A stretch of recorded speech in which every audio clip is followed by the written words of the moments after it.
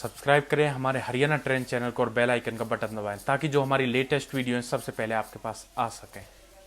बहन की शादी के 2 दिन बाद बहन के सगे भाई ने अपनी सगी बहन के कुल्हाड़ी से टुकड़े टुकड़े कर दिए।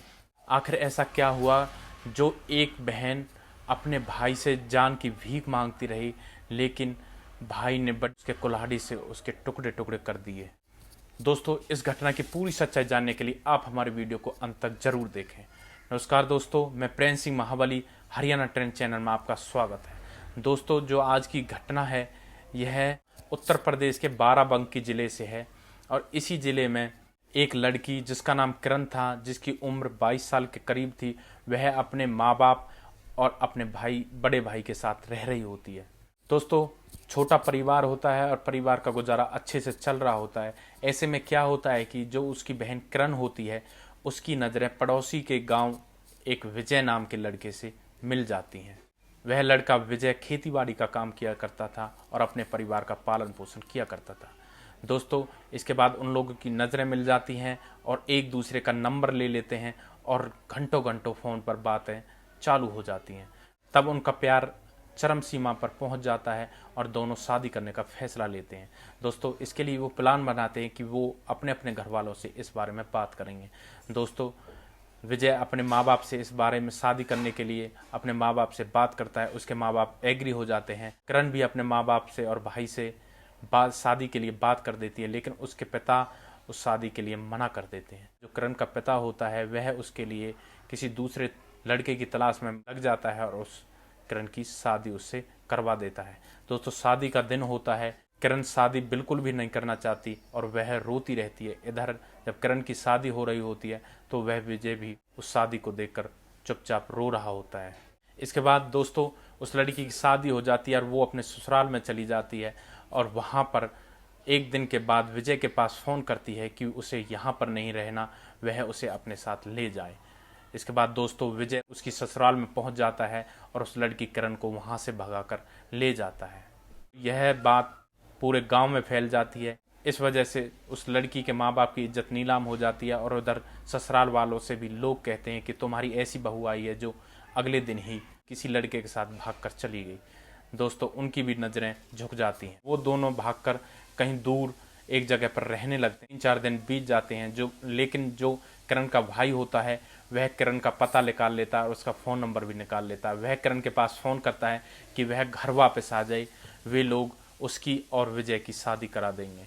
यह अब उनकी इज्जत का सवाल है, वो कैसे भी करके घर आ जाए और वो उनकी शादी करा देंगे। दोस्तों, यह सोचकर वो दोनों घर आ जाते हैं। किरण अपने घर चली जाती है, विजय अपने घर चला जाता है। दोस्तों, किरण के घर वाले किरण से कुछ भी नहीं कहते हैं, लेकिन जैसे ही अगला दिन होता है तो किरण का भाई किरण को बाहर चलने के लिए कहता है और उससे कहता है कि विजय उससे मिलने के लिए आ रहा है। किरण राजी हो जाती है और उसका भाई उसको गाड़ी में बिठाकर बाहर की तरफ ले जाता है। दोस्तों, वह अपनी बहन को गाड़ी में बिठाकर जंगल की तरफ ले जा रहा होता है। तब उसकी बहन उससे कहती है कि भाई उसको कहाँ पर लेकर जा रहे हो। तब उसका भाई उससे कहता है कि विजय यहीं पर मिलने के लिए आने वाला है। घने जंगल में जाकर गाड़ी को रोक देता है और अपनी बहन को उतरने के लिए कहता है। दोस्तों, उसकी बहन गाड़ी में से उतर जाती है और तब वह अपनी गाड़ी की डिग्गी में से कुल्हाड़ी निकालता है और अपनी बहन पर वार करने लगता है। उसकी बहन उसके सामने हाथ जोड़ती है कि भाई मुझे माफ़ कर दो, मुझे क्यों मार रहे हो। दोस्तों, विजय उसके हाथ ही काट कर अलग कर देता है और अपनी बहन के टुकड़े टुकड़े कर देता है और वापस अपने घर आ जाता है। उसकी बहन तड़प तड़प कर वहीं पर मर जाती है। पुलिस को सूचना मिलती है कि जंगल में एक लड़की की लाश पड़ी हुई है। दोस्तों, पुलिस वहां मौके पर पहुंचती है और पुलिस गांव वाले से पूछताछ करती है कि यह लाश किसकी है। तब गांव वाले बताते हैं कि 6-7 दिन पहले यह लड़की एक लड़के के साथ भागी थी, तो शायद इसी के भाई ने इसको मारा हो। और कुछ गांव वाले ये भी कहते हैं कि इसका भाई इसको गाड़ी में बिठाकर ले भी जा रहा था। दोस्तों, इसके बाद पुलिस इसके भाई को अरेस्ट कर लेती है और उससे पूछताछ करती है। तब इसका भाई कहता है कि हाँ, उसी ने अपनी बहन का कत्ल किया है, क्योंकि उसने हमारी इज्जत को नीलाम कर दिया था। उसने हमें कहीं का भी नहीं छोड़ा। मैंने और मेरे पापा ने मिलकर फैसला किया कि इसका मर जाना ही अब बेहतर है, तो इसलिए मैंने अपनी बहन को बुलाया और उसके टुकड़े टुकड़े कर दिए। दोस्तों, हत्या के आरोप में उसके भाई को गिरफ्तार कर लिया जाता है और उसको जेल भेज दिया जाता है। दोस्तों, इस घटना के बारे में आप क्या कहना चाहोगे? उस लड़की के भाई ने किया, क्या वो उचित था?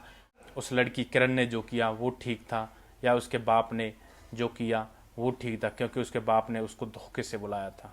दोस्तों, हमारे समाज में ऐसे कांड अक्सर प्रेम प्रसंग को लेकर चलते हैं, क्योंकि प्रेम प्रसंग के चलते वो लोग इतने प्यार में इतने अंधे हो जाते हैं कि अपने घर परिवार के बारे में भी नहीं सोचते।